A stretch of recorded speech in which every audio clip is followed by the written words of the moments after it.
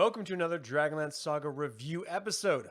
My name is Adam. It is Misham Dark Ember the 11th, and I got a great show for you. We're going to be talking about a spoiler review about Dragons of a Fallen Sun. This is the first of the War of Souls trilogy novels, and it was a bit of a bridge. They were trying to bring Dragonlance as an IP back to the fold. It had strayed a bit, as the publishers believed, in the Fifth Age, in all the Fifth Age products, and they wanted to bring it back to Dungeons and Dragons, and get the fan base unified again, because there was a pretty big schism between Gene Raves taking over the helm of the direction of Dragonlance with the Fifth Age, and Margaret Weis and Tracy Hickman's leaving of TSR for various reasons.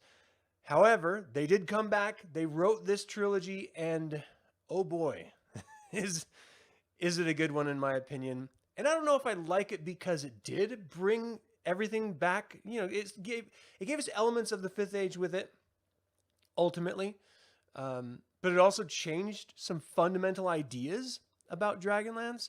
So I'm a little bit torn on it, but we're going to get into it. Again, this is a spoiler review. So if you have not read this novel, or you do not know and want to know anything about the War of Souls, it's been out for a while, so you really should if you're watching this channel. Turn this off, go read the trilogy, then come back and you can listen to my review, my take on it. Because I am going to be giving a synopsis of what happens throughout the entirety of the story. And I would hate to ruin it for you because it's got some pretty good stuff in it, to be honest. Before I dive into the review, I want to say, for those in the US, Happy Veterans Day. As a veteran myself, it's always nice to get a little bit of a nod of the tip of the cap, a little nod of the head for the sacrifices, for the service that we've done. And I would like to remind everyone who's not a veteran or has not served that you can actually support veterans. Of course, the easiest way is to donate to veterans organizations, but a more meaningful way would be to spend personal time with them, supporting those organizations or with veterans themselves. Food, housing, plain company can be great for some veterans who are in need. And again, Veterans Day is for active and former active duty members. So thank you all so much for your sacrifices. I appreciate you. Okay, let's dive into this. Before I do, welcome Bitus, a hero of the Lance, joining us. I appreciate you, man. Thanks for supporting the channel. And Wayne, of course, you are now a Dragon High Lord. Thanks for joining the number. We have more Dragon High Lords than we have anything else. Of course, I just revamped the entire membership system on this YouTube channel, along with a number of other things. Like the URL of the YouTube channel, I changed from DragonLance Saga to DL Saga. I changed my website URL from DragonLance-Saga to DL Saga. And I changed the email that I use for this to dlsaga@pm.me, which is Proton Mail, basically. But I did this for security purposes and for future proofing, just in case issues. However, I'm still going to keep the DragonLance Saga logo intact in all the videos and stuff. So if you saw any changes or you're having trouble getting updates or stuff, well, that's why. Skull Cowboy, how you doing? Thanks for joining live, man. Good to see you. Okay, let's dive into this review. Chapters 1 through, and I'm going to be breaking this down into 3 different sections. This was strange because there was actually a piece of paper that said Book 1, suggesting that there was going to be multiple books within this novel, as past novels have had. You know, usually they have like 3 books in them in Margaret Weis and Tracy Hickman novels. This one just had the Book 1 paper and no other books. And so, for ease of my recollection, I broke it up into 3 different sections myself, and that just came down around the line of 11 chapters each section. So here it is. Chapters 1 through 11 begin with Galdar, a scout for the Knights of Naraka, formerly Knights of Takhisis. After the gods left Krynn with no vision to guide them, the knights changed their name and took to mysticism in order to share a vision. More importantly, they turned from being honor-based to money-hungry. They were tasked by Kelendros to collect taxes from Palanthas, and their strength and influence has risen tremendously. Galdar, a minotaur, lost his sword arm in a battle and has been left as a scout with no other options. They were traveling through the valley of, I'm going to butcher this, Gamashinoch, which is believed to be haunted. A great storm swept over all of Ansalon, and with it came a young girl named Mina. She healed Galadar's arm, restoring it to existence, and this was the first miracle that has happened on Krynn for many years, as even magic on Krynn has been failing. Galdar's sword arm swore allegiance to Mina for having healed his arm, and, more importantly, to her one god. They all ended up riding to Sanction. The Knights of Solamnia and Naraka battled for the city, and in a battle, the Knights of Solamnia nearly won, but for Mina, reserving archers to force the Knights of Naraka to turn and fight when they started to run during the battle, routing the Solamnics' plan. All knights followed Mina after the battle as she healed wounds and prayed for the dead. She is clearly based on the Joan of Arc trope, and her one true god is the only consistent miracle worker on Krynn at this time. Alhana is still trying to raise Silvanoche, her and Porthios' son, the true heir of Silvanesti, and breach the magical shield surrounding Silvanesti Nation. It was raised by Glaucus, a wizard on behalf of General Connell, who usurped Porthios and Alhana's rule, casting them out as dark elves. The shield is actually draining the life force, and the Kirath believe somehow Cain Bloodbane is within the shield as well, though they have no proof of his existence. Alhana was attacked by ogres and sent Sylvan to get the aid of the Knights of Steel, but the storm disoriented Sylvan, and he was thrown off the road by a lightning bolt and lost consciousness, waking on the other side of the Sylvan Vale. He is discovered by the Kirath and taken to Sylvanost to be named Speaker of the Stars. Krynn is told to allow him to be the puppet, and he will rule in truth. Gerard, a knight of Solamnia, who guards the hero's tomb in Solace, hears someone inside the tomb who is revealed to be Tasselhoff Burfoot. Vizban allowed him to travel forward in time to speak at Caramon Majir's funeral, but the first time he traveled a little too far and missed it. When he arrived this time, it's a different Krynn timeline entirely, and the world is in the current state of terror under the rule of the dragon overlords. Tasselhoff tells Caramon about the precious funeral and its attendants, which made no sense in this timeline, and Caramon goes to think and falls down the steps of the Inn of the Last Home.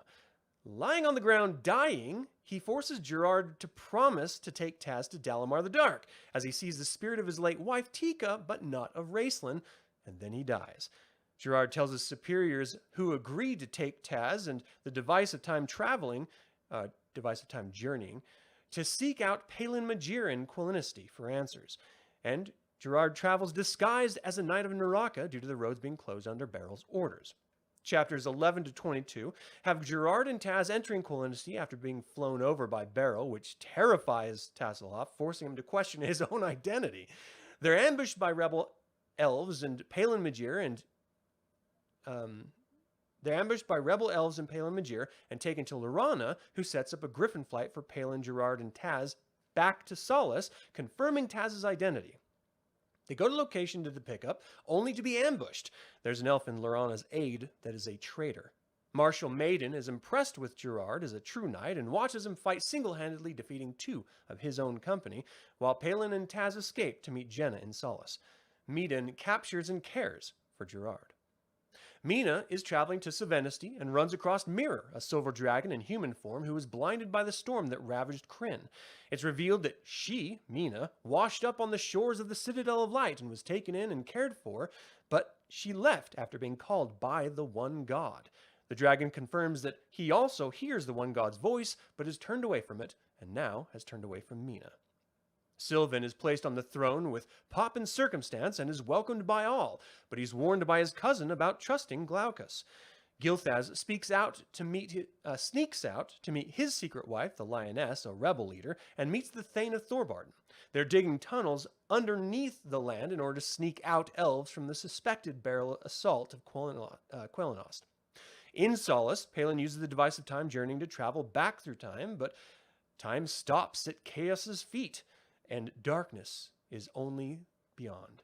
When Palin returns Terrified, he blames Taz, and Taz escapes with the device to either the Citadel of Light for Goldmoon or Quailinost from Lorana out of fear. Jenna says that she may in fact know where Dalamar is, and Palin leaves after Taz, telling her that they need him desperately. Chapters 22 to 33 conclude the novel with Beryl sending word to Marshal Meaden to take Lorana's head and send it to him, and to order Gilthas to collect a device from Palin and Taz and deliver that. Secretly, Beryl already sent his massive army to Quailinosti and is flying to Shalsea to claim the device from Palin and Taz himself. Gerald discovered the truth about Beryl's messenger. Discovered the truth from Beryl's messenger and told Meaden, who has collected Lorana and brought her to Gilthas for counsel and protection. They are all stunned, preparing to react to the army, Beryl's massive army coming to encroach and assault Quailinosti and destroy them. Palin and Taz meet Goldmoon, who is magically young again and distressed by it. She sees the dead draining the magic from her healers, and sees them flowing like a great river to the north. She absconds Conundrum's submarine, which he finally catches up and swims up to, and she follows the stream of the dead with him.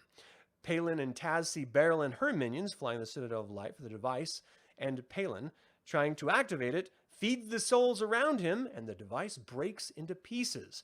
Mina marches on Savenosti after the shield surrounds her army, as they were nearly attacked by raiding ogres. She leads her army, knowing that they're going to be defeated. She makes her army swear to do her bidding, and she allows Silvanoche to capture her. He immediately falls in love with her, and she reveals the truth of Glaucus. He is Cayenne Bloodbane, and the tree planted is in fact sapping the life from the elves, feeding their own destruction. Cyan is killed by the elves under Mina's order on the day of her execution, and Sylvan rips the tree from the ground, lifting the shield as General Doga orders his armies of Knights of Naraka to march on Savenosti in his way to meet Mina. This is a fantastic beginning to a trilogy and the unification of the 5th Age and 4th Age fans and themes. There is terror and destruction on the horizon as the novel closes, literally for both elven nations and the Citadel of Light, including Taz and Palin. But there are elements of hope in the leadership of Gilthas and Lorana, Marshal Meaden and Gerard, and Jenna and Dalamar. We see the end of Cayenne Bloodbane after hundreds of years of torturing the Savenosti. We see Mina as Joan of Arc, acting on behalf of her one god, but her followers worship her, not her god. This is a great setup for discord to come. And now that Goldmoon and Palin know that the dead are not passing on to the afterlife, but rather staying and draining the magic from Krynn, it explains why magic is failing. It explains how magic is failing, but not why. I highly recommend this to all fans of Weis and Hickman and fans of Dragonlance. It is a triumphant return to form of Dragonlance novels, which I believe were failing in the two authors' absence. And it made us wonder and question and theorize over Dragonlance for the first time in years on release. This is a great beginning to a great trilogy, and you should do yourselves a favor and check it out. All right, so what do you guys think? Weren't 4K packs gonna eat one in DL Classics? Eat a Kender? Oh, I didn't read that book. Is that the Draconian Measures or Kang's Regiment or something? I haven't read those. Setting up another Elven Puppet King, Charlie Ojo says. Yes, thanks for joining live, man. Thanks for joining live, Silverwolf. Good to see you. So they definitely set that up, Charlie, but Silvanoche was immediately, like as soon as he realized he was just being like his cousin, like he went down and he showed that general what was what. You know, he just talked smack to him right to his face. Like, you've never actually fought any of the Knights of Naraka, have you? And the general's like, no. Like, I've been in the battles. I know what the battles are like. I can tell you their tactics and their techniques. And he just had to, General Connell was just like, you piece of shit. Okay, yeah, you have. I haven't. What do you got? I think Silvanoche would have been a fantastic ruler had it not been for Mina. He, like every young man, you know, that first love. I mean, first of all, again, that whole Joan of Arc persona, that's hard to resist. This powerful, empowered woman who is in total command of her own faculties. She does not need anyone else, and she seemingly has the power of a god on her side where no one else does, and everyone else's magic is failing. That's hard to resist, especially as they describe her as, in some people's eyes, as being strikingly beautiful. It's funny because it's in contrast, because the first introduction is it's a scrawny little young woman with her head shaved, and she looks kind of strange. But then people's perceptions of her turn. The Minotaur finds her beautiful now. The other human archers find her stunning and beautiful, her captains. Everyone finds her striking and wonderful after they've spent time with her, but everyone who talks about her talks about how young and ugly she is. I find it very funny. It's like the aura of divinity is what colors her true beauty or brings out her true beauty. And she even straight up said, look, I cut my flowing red locks because I was too prideful in my beauty. And so, she shorn her hair in order to look less beautiful. And it didn't help because of her deep eyes. Of course, those who have read the Dark Disciple trilogy, which I'm not going to spoil here, know why. And anyone who's read this whole trilogy should get a better understanding a little bit, though not to the depth of the Dark Disciple trilogy, why she's such a powerful figure. But again, that idea that, she was washed up on the shores of Chelsea. She was mentored and trained under Goldmoon herself. And I love the dynamic of Goldmoon in this novel, where she has this magical miracle happen to her of restored youth and beauty, even though it's like a remembered youth and beauty from someone else's memory rather than her own. That's explained at the end, but ultimately, at the end of the trilogy, but ultimately she hates it. She's lived her whole natural human life. She's near the end. She wants nothing more. And we see this run through Caraman as well.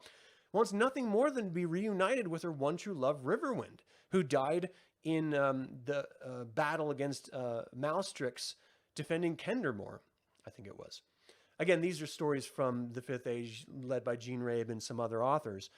But if my wife died and I was surviving until my 90s, I'd be excited that I've lived such a long and fruitful life. And if I didn't find love in another person, well then, I would longingly want to be reunited with my wife. Of course. Why wouldn't you, right? And so from a human level, I can totally connect with that. And if I've never liked the idea of being a vampire. I like vampire stories, but I don't like the idea of being a vampire because I think the idea of living forever is a horrible one. I think the true magic of life is that it is finite, which is why it's so important to enjoy the time you have while you're here. That's why we find it so precious and special. And see that echoed with Goldmoon is pretty beautiful. I really, really love it. Did Takesis always have the power of foresight? Well, she's a god. I mean, yeah, Silver. Here's the other thing. Takesis, she's a loser in everything she does. Everything. And twice she employed gnomes to repair the device of time journeying in order to punish people, and it came back to bite her in the ass both times. I'm not going to recite them because the second one's a bit of a spoiler. But I think it's really funny that she can't get out of her own way, even though she's a god, which sort of plays in that whole, the gods of Krynn idea are more like the Greek pantheon of deities where, yes, they're gods, but they have human-like behaviors and, frailties, and they war with each other all the time and, sort of stick their fingers in mortals' affairs all the time. So it makes sense that she would have faults like that. Caraman's death, I thought, was stupid and ridiculous. Like, I understand in Star Wars the Empire never had any guardrails. But if you're going to have stairs going all the way up around a Valenwood tree, why wouldn't you put on a railing system? I don't understand why there's not a railing system. Am I mistaken? Like in the photo, hold on. I am mistaken. There are there are totally rails on it, which makes it even worse because Cameron fell off the damn stairs. And then he not only fell off the stairs, but he didn't get squished on impact. Like that's a long way off. Look at how far that is. You fall off that, you're not breaking a leg, you are squished. Like that's bananas. I'll put that back after so you're not watching me fumble with trying to get on my bookshelf. Mina as a character, first of all, if any of you have had an opportunity to see, it's Mila Jovovich is the actress who portrays Joan of Arc in the film The Messenger.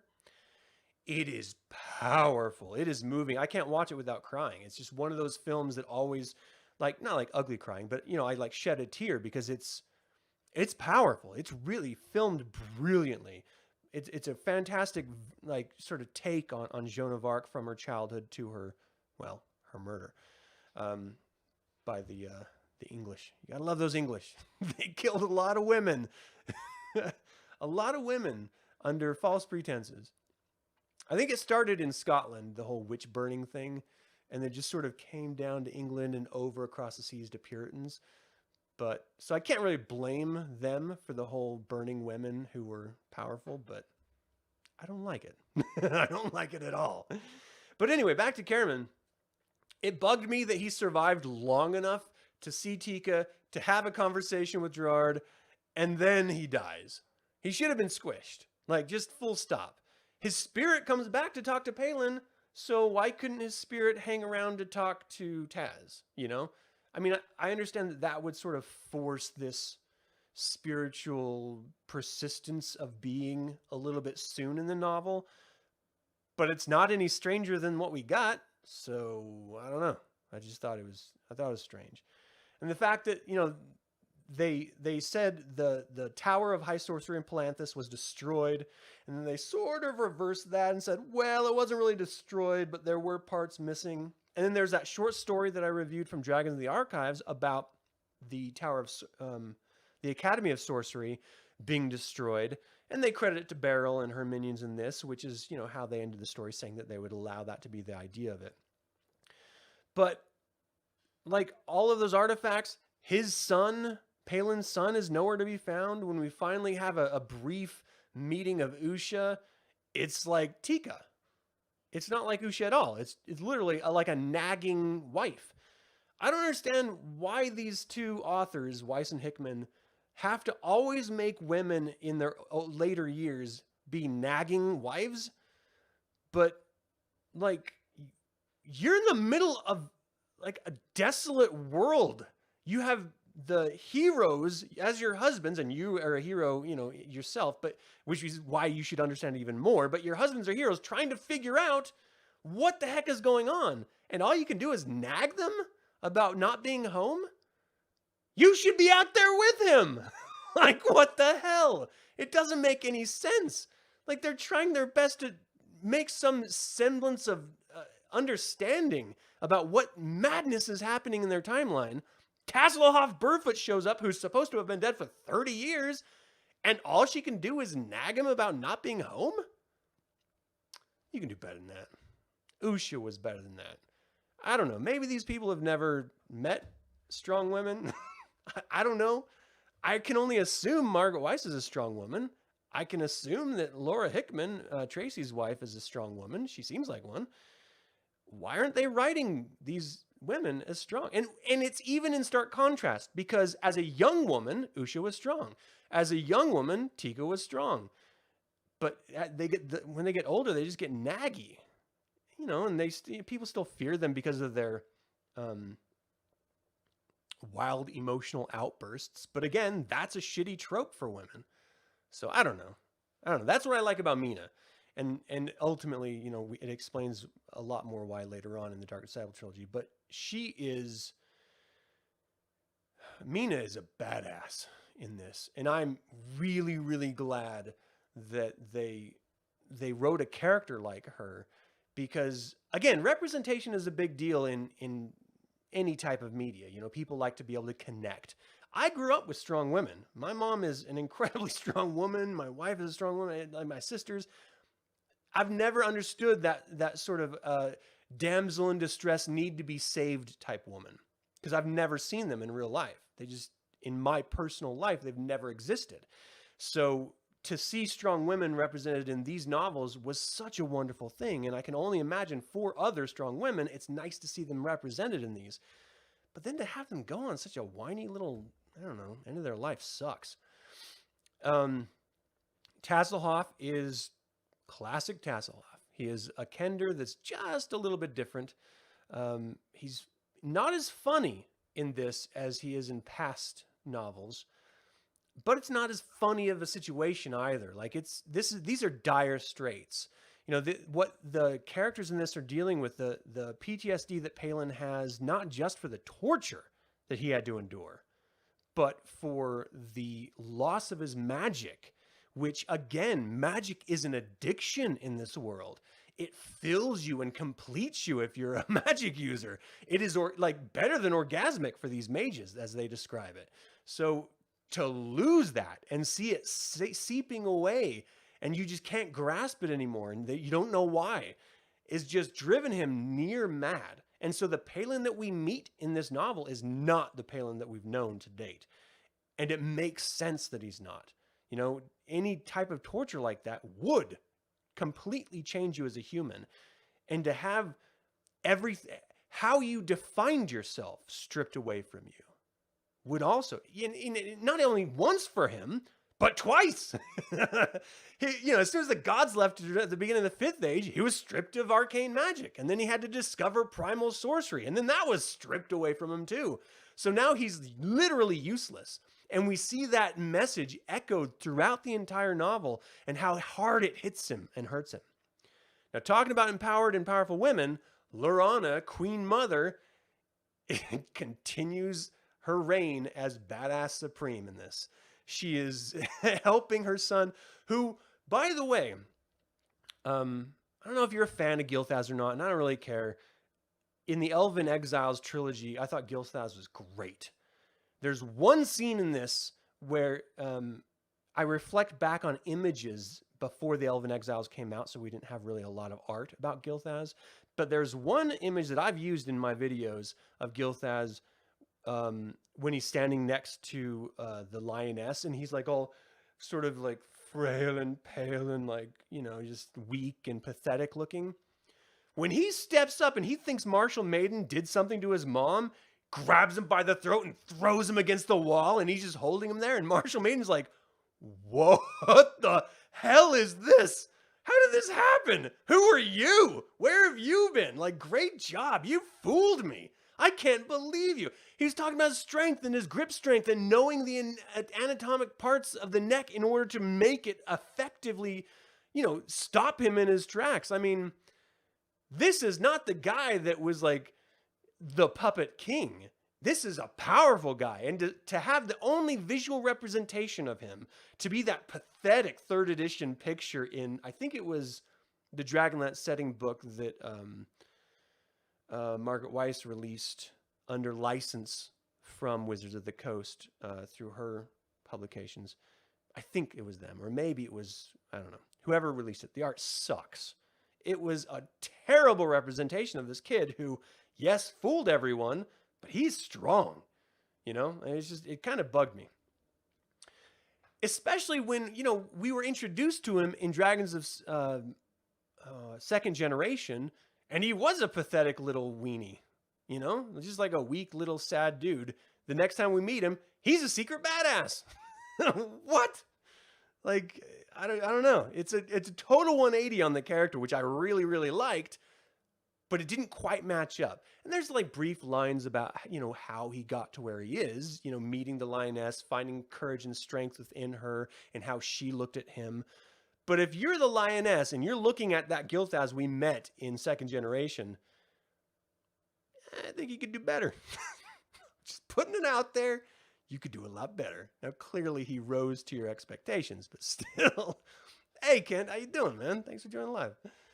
All right, so what else about this novel? Please let me know in the chat if you guys had any interesting ideas in here. I like that idea. Taz is Neo at this point. Skull Cowboy. He kind of is. Taz is like, if you hate Kender, I can't imagine you ever reading any Dragonlance novel. I really can't, because Tasselhoff is the heart and soul of every one of these novels. He's the through line of everything Dragonlance, and he's the one that always consistently brings the comedy. When he's sad, something really bad happened, and you feel it vicariously through him. Like, I think he's a great character. Jokes don't always land, but you blame those on the writers. Character behaviors don't always land, but again, it's the writers. As a concept of a character, he's great. He's absolutely great. Yeah, he looked terrible, Silverwolf. I really did not like that picture. I don't know. I would love to see a picture of Gilthaz choking out Marshall Maiden, you know, just like messing him up to show the transformational shift that took place from this effeminate, sickly kid to this powerful man who's about to whip a general's ass. This is pretty awesome. Oh, for sure, Skull. I like Taz. Just keep him out of my books. Well, I'm sorry to say, Dragons of Deceit, you're going to be getting Taz again. We all are. And probably for the entirety of the trilogy. Because he is Margaret Weis and Tracy Hickman's one of their favorite heroes. Raceland is Margaret Weis's favorite, but I think Taz is Hickman's favorite. Anyway, that's all I had. I really enjoyed this novel. Again, I enjoyed it much better the second time I read it than the first time I read it years ago. I don't know why. I don't know what changed. Maybe it's just the proximity of all the novels that I'm reading in sequential order, because before it was very scattered throughout years. And now that I'm just sort of, from very beginning, Dragons on Twilight, all the way till now, I've just been reading them week after week after week. It feels better. The story feels more connected. And that's having skipped all the Jean Rabe trilogy of the Fifth Age. So all of the holes that need to be filled, I feel like they're doing a decent enough job in this one novel, with a little bit of backstep and narrative about why the world is the way it is. If you've never read any of those novels, I think you get the gist of it. And I think that's good, because I don't like lingering on those Fifth Age stories that much. One thing that did come out that was great during the Fifth Age era was the Taladas trilogy. The Taladas trilogy of novels is great. It is really good. It's Dragonlance to its core, and it is not connected at all with Ansalon, which I think is great, because it feels like you're in the world of Krynn rather than just Ansalon. You know what I mean? It's really good. Anyway, you still cannot get into Dragons of Seven Flame? Well, you don't have to, because we're past it. We are now in a new era, the War of Souls. I've already started reading Dragons of the Lost Star, which is the second volume. So probably another week and a half or something, I'll have that ready for you guys as a review. But thank you so much for watching this review. What did you think of this novel? How did you take the War of Souls when you first read it? Did it bother you that they were changing things up again? Did it feel good because there was some sort of repair being done to Dragonlance? Or at this point, are you just over it and you want to return to the War of the Lands? Let me know in the comments below. Thank you so much to all the members of this channel. I'd like to invite you to consider becoming a member. There's a little join button there somewhere next to the description, and you can see the different tiers of support for this channel that you're welcome to join in on. This channel is all about celebrating this magnificent, I can't even say it, magnificent world of Dragonlance, and I hope you'll consider joining me in the celebration. Until next time, happy Veterans Day once again, and Slán Javar.